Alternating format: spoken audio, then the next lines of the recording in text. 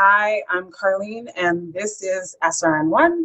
Tonight we have a special guest, Gina Kennedy. She's a Humber grad, and just going to talk to her about her career, her experience in radio, and just where she is right now. So what got you into radio? Why'd you decide to go to Humber?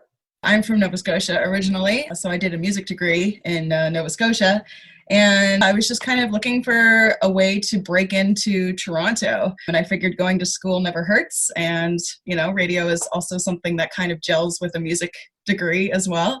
So I figured it could be a way I could make money and still do music stuff and be very present in the music industry, and it turned out to be a good move. And so I decided to go to Humber after talking to a lot of my Ontario friends, and just moved here, and it was great. It was a great way to meet lots of people and discover the big new city that is Toronto. So I know when you were at Humber, your focus was news. Did you stay on that path, or did you change? Like, what happened in your first and second year? So basically, I stayed in news because I figured that I had a lot of the cultural kind of announcery stuff. I figured I was pretty well versed in that world through performing and through being a musician and an artist and stuff in general. So I figured that I kind of I don't want to say I already knew everything there is to know. I obviously, didn't know everything, but I felt like I had a pretty good grasp on what it is to be an entertainer. And so it was more of the news side and about delivering, facts and radio and because I think that is like a really important foundation. That's almost like the classical route of radio, if you will. So I really enjoyed that. And it was a smaller group of people as well, which I really liked because I got more one-on-one.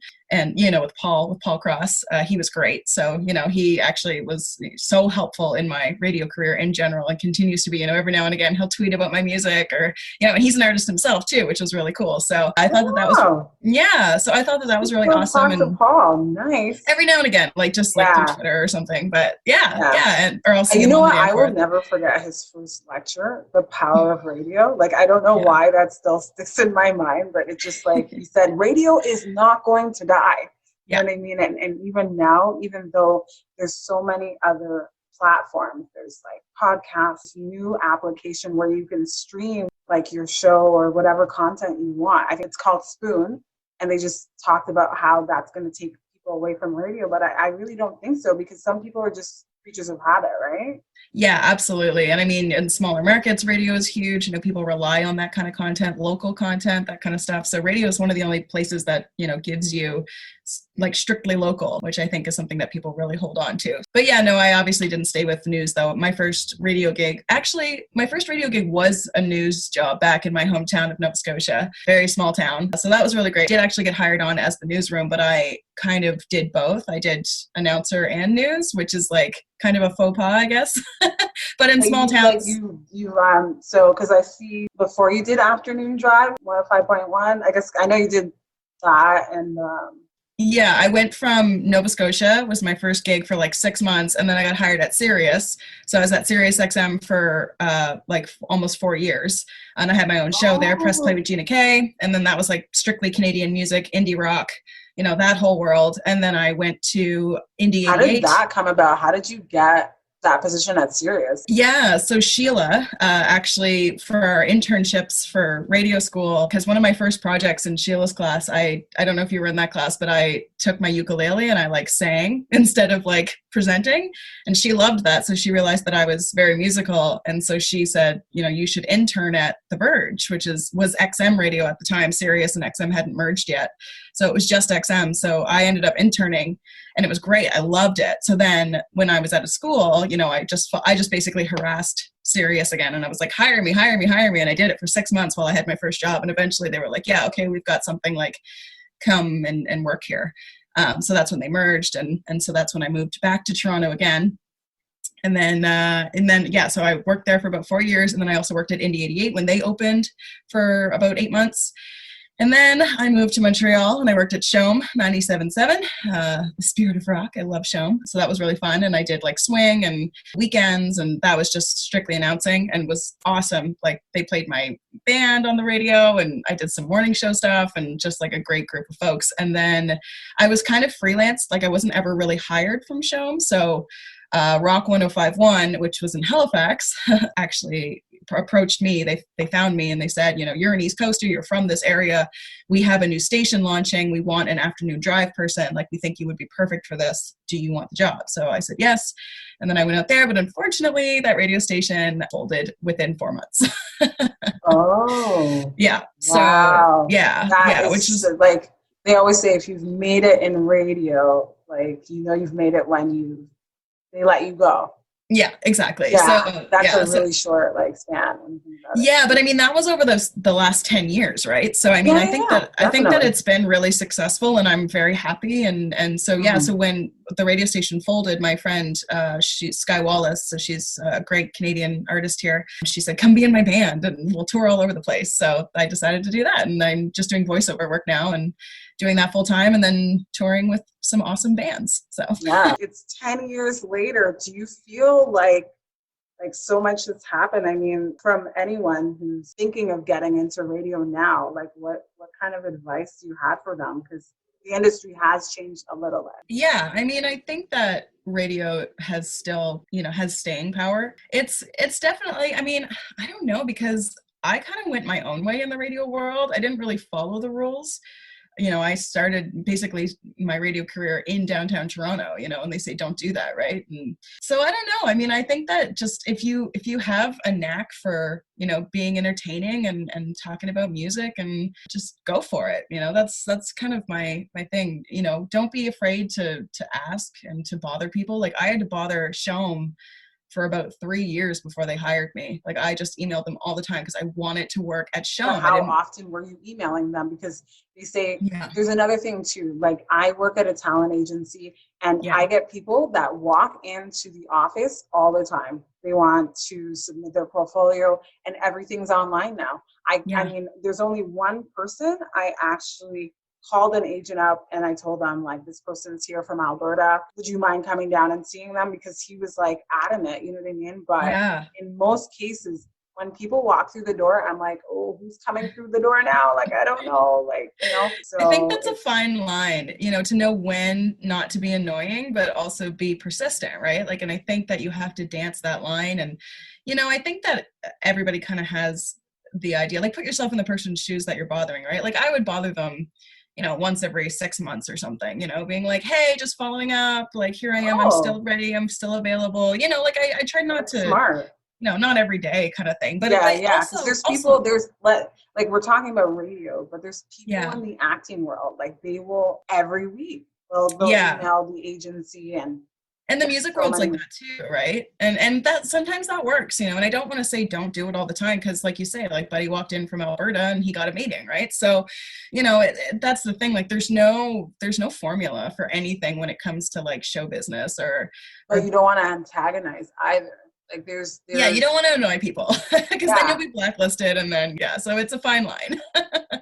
So what got you into voice acting? That's I mean, it's still voice work, like, obviously, but yeah. So radio obviously groomed me to be a voice actor, especially because I came from Nova Scotia, where people talk funny, and I had to, like, curb my accent and stuff. But I actually, at Indie 88, a mutual friend there, she actually approached me and said, do you do voice acting? And I was like, no, I'd never even thought of it. And she was like, oh, well, so many radio people do voice acting on the side to make some extra money. Like, you should definitely do it. So she actually hooked me up with a demo, and, kind of was, like, guided my way. And, I got a meeting with an agent, and he signed me to his roster. So take voice acting classes? I did not, no, but again, I'm classically trained in music, so I did, opera singing, and I did, and I had already had, 3 years of radio under my belt at that time. So I feel like I had, and you read ads on radio and stuff, like, I'm no, stranger to reading a commercial or anything like that. So I felt like I had, and performing, I'm in a band, my band Altered by Mom, like, I perform all the time. So it wasn't really that out of my wheelhouse. So I had a meeting with an agent, and he didn't have anyone on his roster that sounded like me. I think I'm lucky that I have kind of a unique voice as well, like, in my delivery and the way that I deliver stuff. I don't sound polished. I'm more on, like, the casual side, which, there's obviously a market for that because I have a lot of work. So, so it ended up working really well in my favor. It's really hard to get into. You sound your voice, like Neil Mather would say, you're not being yourself, like this whole thing with putting on that voice, right? So Yeah, I mean, I definitely think that it's a little bit of that, but I also do think that it is yourself. Like you're definitely bringing parts of you into it. I don't put on a voice and I don't, I try to put myself in the position of the person that I'm reading, but it's not like a theatrical, full score. And, it's nothing like that. no theatrics, like Yeah, yeah. I mean, sometimes there's some, but like not very right, often. right, definitely. Okay, I'm Carlene, and this is SRN1. We're with Gina Kennedy, and she is also a bass player for Altered by Mom. So when did that start? Was that like, were you part of the band when you were at Humber as well? Yeah, so I've been playing in bands forever. It's just something that I do. But actually, my partner and I, when we got together, he had started the project Altered by Mom. So he had all these songs and he just moved from Vancouver. So he lost his band. And he showed me a whole bunch of these songs when we were first starting dating. And, I said, these are amazing. You can't let this band die. Like, we have to perform these songs. They're so good. And then it just kind of evolved from there. So we've been doing Altered by Mom for probably 5, almost 6 years now professionally. And yeah, it's been going great. This year we're doing a song a week right now. So we're releasing 52 songs this year, which is kind of a crazy project. Downtime is actually making people, allowing us to do things that we were like, oh, I'm tired, I can't do this right now. Like, you know what I mean? Yeah. Like if you don't come out with like a new album or a few songs or something, it's like it had nothing to do with time. Yeah, and it's kind of weird because we had decided to do the 52 songs before COVID ever happened. So it's kind of wild that it lined up the way that it did. Like it's just the weird university thing. But it's been nice because it's actually given us a lot more time to write and to collaborate with people. And it's been a really good project so far and people are tuning in. And so we've performed all over the country. We've, played with a whole bunch of bands. We kept the project going when we were in Montreal and back in Halifax as well. So we've made lots of connections and yeah, it's been going really well. And so are you with a company or like with an agency or anything? Like management or anything? Yeah, we're independent. Just because we both play in Sky Wallace's band as well. And she's, kind of taking off right now. And that's going really well. So that's taking up a lot of our time. So it's more of just, something that we can kind of do when we're able to, which right now happens to be a lot because we're not touring or playing professionally. But I play in a couple other bands as well. I play keys and bass and sing and yeah. Yeah. So when you were at Sirius, what was that like versus doing terrestrial radio? Like, that experience in itself. You were there for 4 years, so obviously you learned a lot while you were there. Yeah, definitely. So I was a music programmer as well as a host. So it was really cool. I got to learn, what gets added to the radio and why it gets added to the radio and, what to look for in a song. And our channel was also strictly Canadian. So I got to really learn the Canadian music landscape and radio promoters and all these kinds of people. And it put me in a really good position to talk to industry leaders because everyone wants to get played on Sirius. So that was a really nice position to be in, especially starting out. It was definitely high paced. Like it's not a job that, someone who is nervous or anything like that would be able to do, but it's, nervous. What do you mean? Like, well, it was definitely an intimidating first job, I was still very new in the industry, but it was something that I really enjoyed. And, I definitely tackled it. It's downtown Toronto, right? And it's serious. And, but it was great. It was for the announcing portion of it, it was a bit of a learning curve because you're not live, like everything's pre-recorded. So that was kind of nice. Like that kind of actually worked out great for me, only being 6 months into the industry. But yeah, it was really awesome. I really enjoyed it. Got to go to lots of shows. We put on concerts all the time. We did all these things. It was really, really cool. And it was still radio at the end of the day. Like, I got to put on many hats and with the music programming and scheduling, I got to learn how basically all the parts and all the pieces come together, how management pitches songs to people. I got to sit in on meetings with Universal Music and I knew the Sony reps and the president of arts and crafts and I would go out to these things and meet people and I got to know the importance of networking and going to all these parties and to networking parties to meet people and it was really, really great experience and I wouldn't trade it for anything. Yeah, I think being in the music industry, work for two companies, the Feldman agency and the characters. It's interesting, like agents that are in the acting world and agents in the music world. It's like a two different worlds when you think about it, like the events that they go to, and there's always going for drinks after. And Yeah. yeah, you learn a few things that way. And I think when it comes to media, people are always trying various ways to get it. You know what I mean? So. Oh yeah, absolutely. Yeah. But you said that you got to network too, which is good, and learn like Yeah, and programming that, and yeah, what program honestly, did they use to upload music and stuff? so they used Delete or Delay. Yeah, So it was actually really fancy. cool. Like the uploading system was actually based in Washington, even though we programmed in Sirius. So I would have a computer that's tower was in Washington, but I would log into it remotely and work from the computer. Like I had like so many remote desktops, and we, to upload the stuff on demand and to do all these kinds of things, it was like I got to learn all this different software and like really got into like the nitty gritty of programming. And then when we would go live, we'd have to tap into like all these ISDN lines and like the back of the horseshoe, you know what I mean? Or like the back of Massey Hall. And like, it was really cool. Like it was an awesome experience. I really enjoyed my time there. Yeah, it sounds like that would be a good place to get your foot in the door. You know what Oh I yeah. mean? So, Yeah, I like, was very lucky.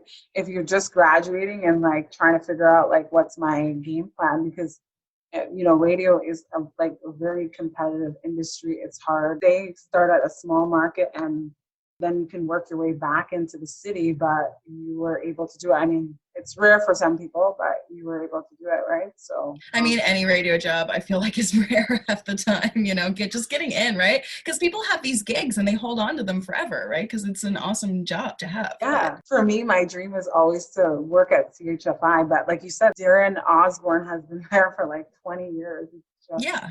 Yeah, he's not yeah. going anywhere. He loves it.